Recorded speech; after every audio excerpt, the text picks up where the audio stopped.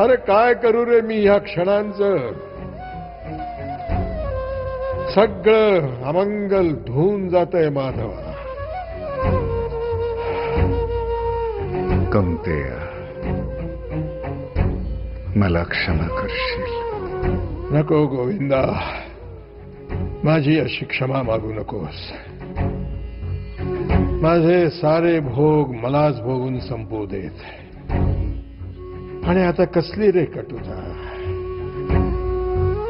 या विश्वाचा करता माझा पिता साक्षात भास्कर मला न्यायला आलेला आहे. कृष्णा,